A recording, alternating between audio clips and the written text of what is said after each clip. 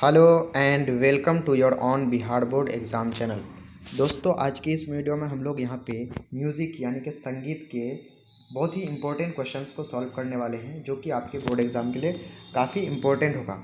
आपको जो है संगीत के सभी क्वेश्चंस यानी म्यूज़िक के सभी क्वेश्चंस इन्हीं आपको जो है मॉडल सेट से देखने को मिल जाएगा। तो चलिए दोस्तों शुरू करते हैं।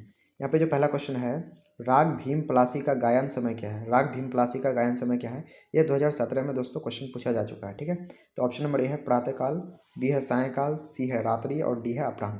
तो इसका जो राइट आंसर होगा ऑप्शन नंबर डी यानी कि अपराह्न। ठीक है, आगे संगीत रत्नाकर के लेखक कौन थे? संगीत रत्नाकर के लेखक कौन थे?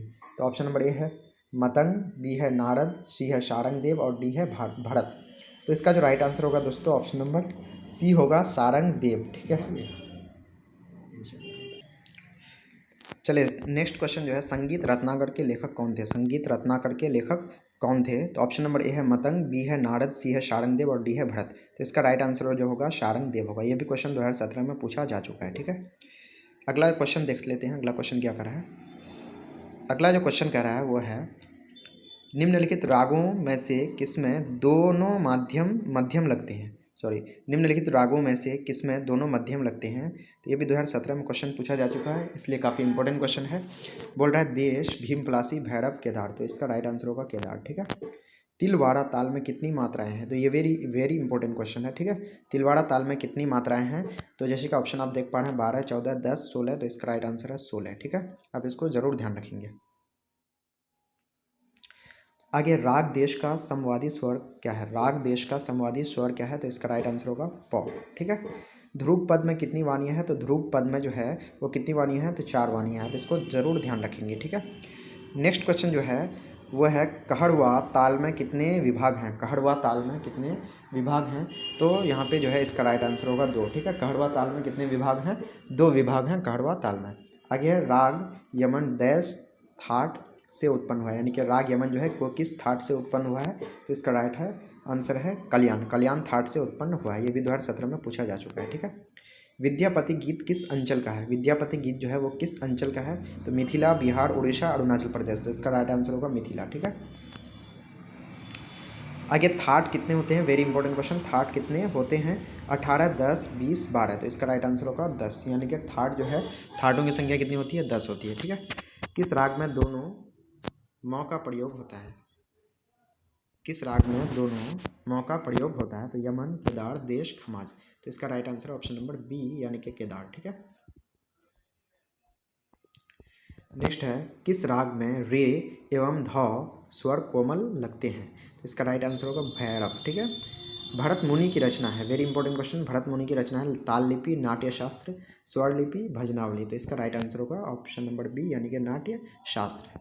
नेक्स्ट क्वेश्चन जो है वो है, 4 ताल में कितनी तालियां होती है? तो नाम ही है 4 ताल, यानी कि 4 ताल नाम ही है। 4 ताल में कितनी तालियां होंगी? 4 होंगी। ठीक है, ताल में 2 चिन्ह का क्या मतलब होता है? Very important question. ताल में जो है 2 चिन्ह का क्या मतलब होता है? तो इसका मतलब होता है दूसरी ताली, यानी कि पहला चिन्ह का मतलब पहली ताली और दूसरा चिन्ह का मतलब दूसरी ताली। एक सप्तक में कितने स्वर होते हैं? Very important question. एक सप्तक में कितने स्वर होते हैं? तो नाम ही है सप्तक। सप्तक में कितना होगा? 7 होगा। तो नाम से ही इसमें आंसर पहुंच सकते हैं हम लोग।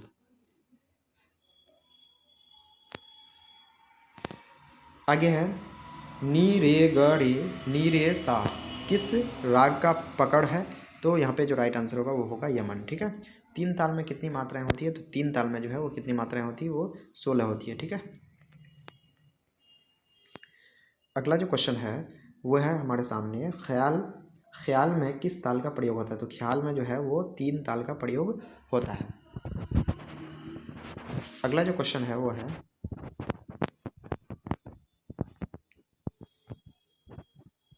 अगर राग भैरव का गायन समय क्या है? तो राग भैरव का जो है गायन समय क्या है?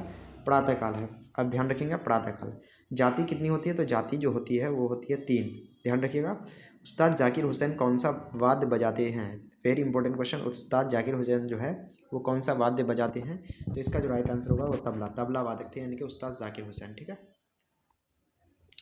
नेक्स्ट है राग यमन का वादी स्वर क्या है। राग यमन का वादी स्वर क्या है, तो इसका राइट आंसर हो जाएगा ऑप्शन नंबर ए यानी कि ग। सप्तक कितने प्रकार के होते हैं, तो सप्तक कितने प्रकार के होते हैं, 3 प्रकार के होते हैं, ठीक है। संगीत में मुख्यतः कितनी पद्धतियाँ पाई जाती है, तो संगीत में जो है वो 2 पद्धतियाँ पाई जाती है। चलिए नेक्स्ट क्वेश्चन की ओर बढ़ते हैं।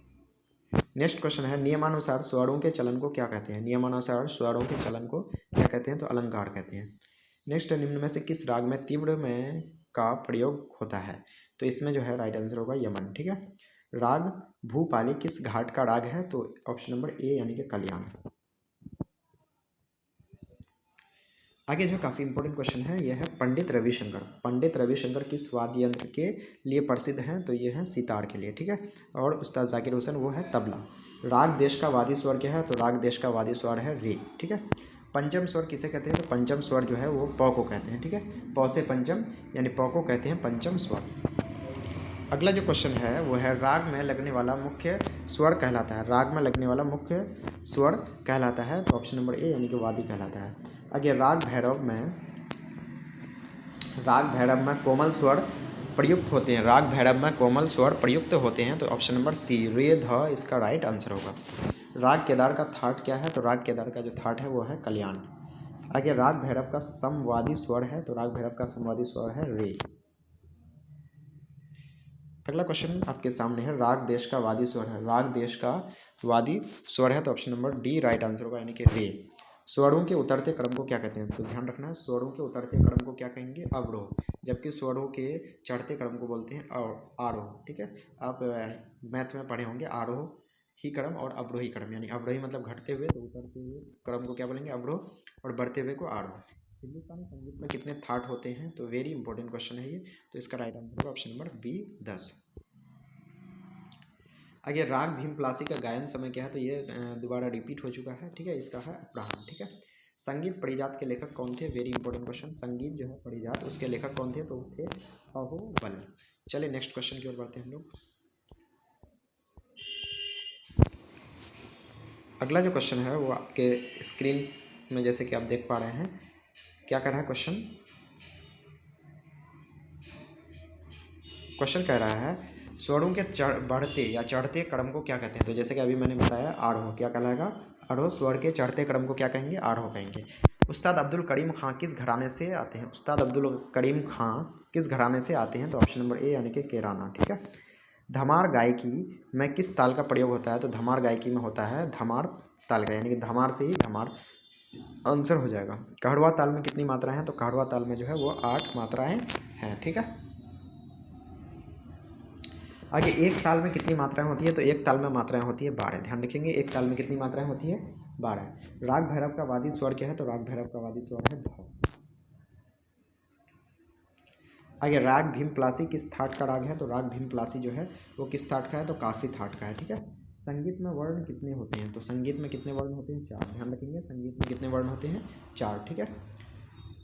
अगला जो क्वेश्चन है वो है संगीत रत्नाकर के लेखक कौन थे। संगीत रत्नाकर के लेखक कौन थे, तो option number B right answer होगा यानी कि शारंग देव। संगीत रत्नाकर के लेखक कौन थे, शारंग देव थे, ठीक है। ध्यान रखिएगा शारंग देव जो है संगीत रत्नाकर के लेखक थे। राग देश किस थाट का राग है। राग देश जो है वो किस थाट का राग है, तो इसका राइट आंसर होगा खमाज, ठीक है। ध्रुपद गायन में किस तालवाद का प्रयोग होता है, तो इसमें जो होता है वो है पखावज, ठीक है। इसको आप ज़रूर ध्यान रखेंगे। अगला जो क्वेश्चन है वो आपके सामने है निम्नलिखित रागों में से किसमें दोनों निषाद लगते हैं। दोनों निषाद जो लगते हैं वो लगते हैं ऑप्शन नंबर सी यानी कि देश में। उस्ताद फैयाज़ खां किस घराने से आते हैं, तो वेरी इंपॉर्टेंट क्वेश्चन। उस्ताद फैयाज़ खां जो है वो किस घराने से आते हैं, तो वो आते हैं आगरा घराने से, ठीक है। एक सप्तक में कितनी श्रुतियाँ होती है, वेरी इंपॉर्टेंट क्वेश्चन। एक सप्तक में कितनी श्रुतियाँ होती है, तो 22 श्रुतियाँ होती है।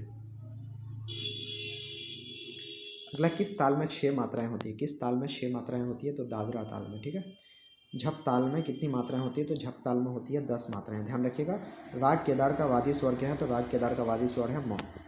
आगे भारत की मुख्य संगीत पद्धतियां कितनी है, तो भारत की मुख्य संगीत पद्धतियां जो है वो 2 हैं।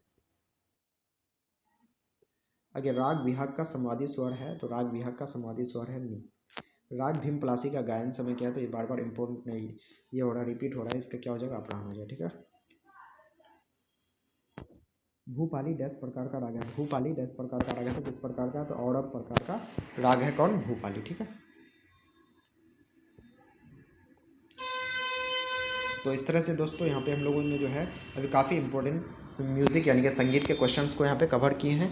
आपको जो है बोर्ड एग्जाम में इन्हीं में से आपको क्वेश्चंस देखने को मिल जाएगा। ठीक है, आप इसको ज़रूर देखेंगे, एक दो बार देख लेंगे तो आपको आसानी से याद दिमाग में रह जाएगा। ठीक है, चलिए हम लोग मिलते हैं अब नेक्स्ट वीडियो में। ठीक है।